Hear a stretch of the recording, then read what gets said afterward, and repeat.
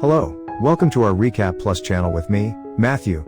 Today we will watch a recap movie called Short Caller, released in 2017.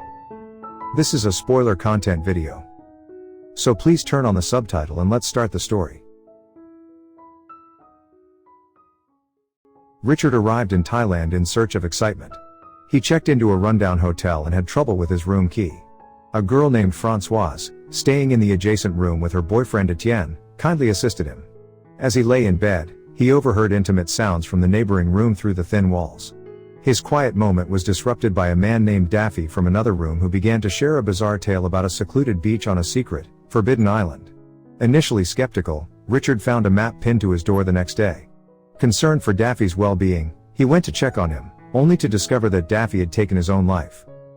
After reporting the incident to the police, Richard showed the map to his neighbors, who became intrigued by the idea of visiting this hidden paradise.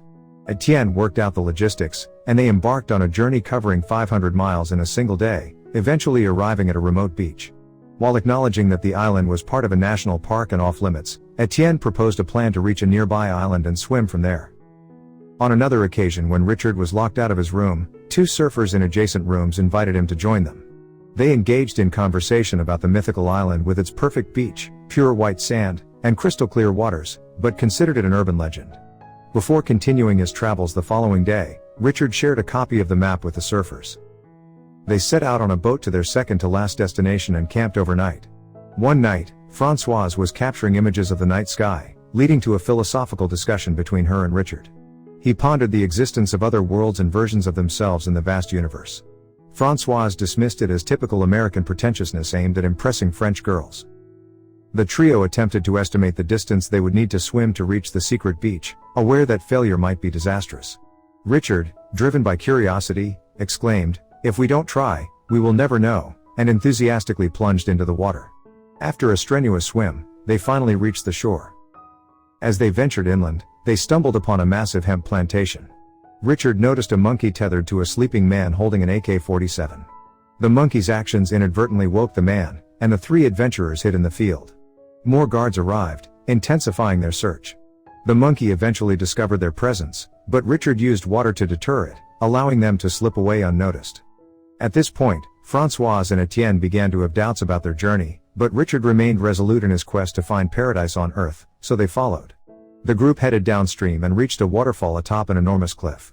The children argued about how to get down, but Françoise just jumped in and encouraged the others, so they followed. Shortly after their exhilarating waterfall experience, the group celebrated with cheers and shouts. Their euphoria was suddenly interrupted by a man named Kitty, who applauded their bravery. He confessed it took him an hour to gather the courage to make the same jump. Kitty then led them to a nearby village. To their surprise, they discovered a thriving and long-term community, realizing they hadn't been invited to this hidden haven. The community's leader, Sal, welcomed them and was shown the map left behind by Daffy. Sal explained that Daffy had been one of the community's founders but had gone insane. She emphasized their commitment to privacy and asked if they had made a similar map for others. The trio denied any such actions, and Sal appeared satisfied as she proceeded to burn the map. They were then guided to a breathtaking beach nestled within a lagoon, surrounded by majestic cliffs. The beauty of this destination left them in awe, confirming that they had indeed reached their fabled paradise. As evening descended and they settled in, Richard felt a sense of belonging he had never known before. The following day, Sal provided insight into the community's way of life, including their self-sufficiency through farming and construction. They occasionally sailed to the mainland to trade for necessities and honored an agreement with local farmers to maintain their privacy and protect their hemp crops. The trio from Sweden contributed by teaching spearfishing, with Richard quickly becoming adept. The community offered a variety of leisure activities, and the only point of contention was Sal's boyfriend, Bugs, who mocked Richard for being perceived as a freeloader. Among the community's traditions was the passing on of tattoos from the most recent arrival to the next. Despite the paradise they found, Richard yearned for something more. One day, as he gazed at Françoise, Kitty approached and enumerated all the reasons why a romantic relationship between them would be impossible. Subsequently, one of the residents expressed a desire to visit the mainland for dental care, but Sal denied the request. Richard understood the necessity of enduring some discomfort to protect their secret and watched as the tooth was extracted with pliers. One rainy day, Christo explained the challenges of fishing due to poor visibility caused by the rain. Richard decided to venture out into the lagoon, borrowing Christo's gear. However, as he swam further from shore, he noticed the others panicking. Unable to hear them, he turned and spotted a shark fin approaching, setting off a frantic race for safety. The scene transitions back to the community house, where Richard recounts his victorious struggle against the shark. The gathered members cheer him on, though Bugs remains unimpressed, asserting that it was just a baby shark. Richard stands up for himself, putting Bugs in his place, and the group eventually goes to sleep. Sometime later, Sal informs the community that their rice has been contaminated by a fungus, necessitating a shopping trip to the mainland. Strangely, no one volunteers, and she asks Richard to accompany her, leaving him with little choice. One by one, community members hand him their shopping lists, primarily filled with snacks, batteries, hygiene items, and various other essentials they can't acquire on the island. Bugs also provides his list and delivers a crude warning about Richard keeping his hands to himself and his little Richard in check.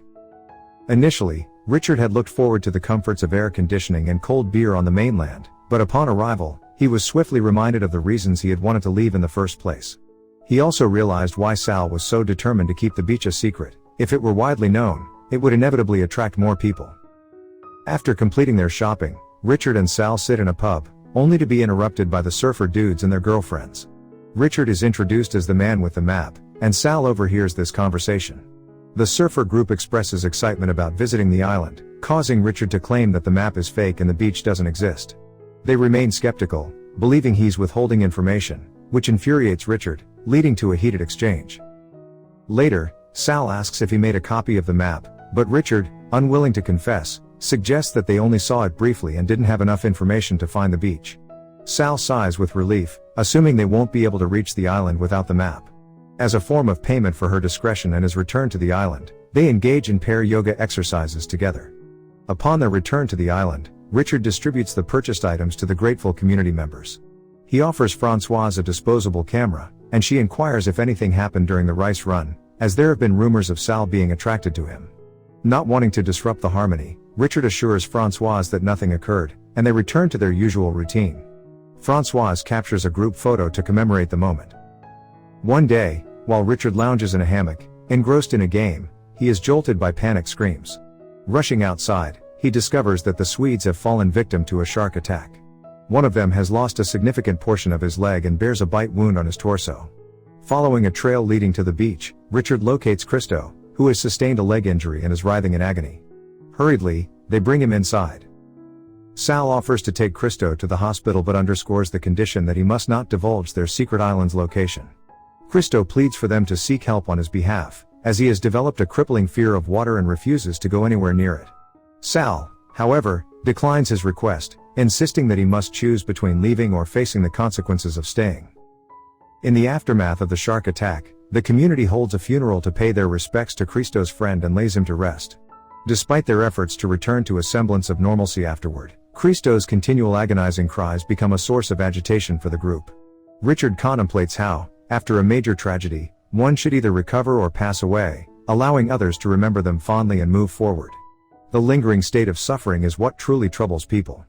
Ultimately, the group decides to relocate Christo to a tent in the woods, disregarding Etienne's pleas. This choice enables the community to regain their sense of normalcy, with the notion of out of sight, out of mind. Sometime later, Sal leads Richard to the other side of the island and reveals the presence of surfers possessing a map. She emphasizes that the farmers had conveyed a clear message that no more outsiders should come to the island, yet it seems these surfers are distributing guides. Sal is furious and instructs Richard to be present every day until the surfers arrive, to turn them away and obtain the map.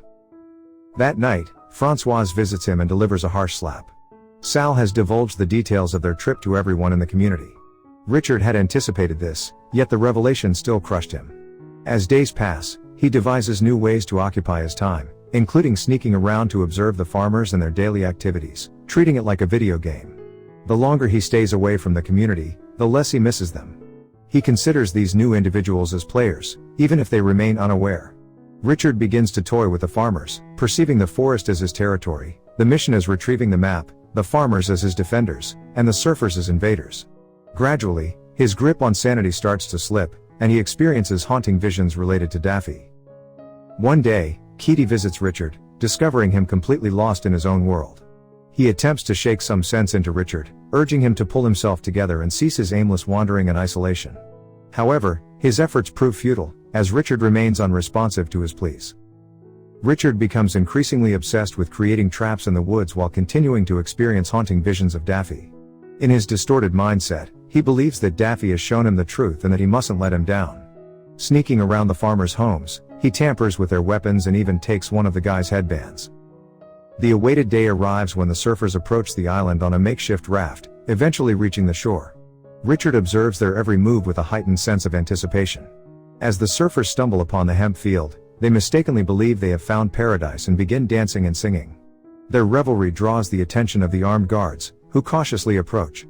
The surfers attempt to defuse the situation by expressing their desire to leave immediately and offering money. However, the confrontation escalates, and when one of the surfers approaches a farmer, a gunshot rings out in panic. 2 more surfers are shot, leaving only one girl standing.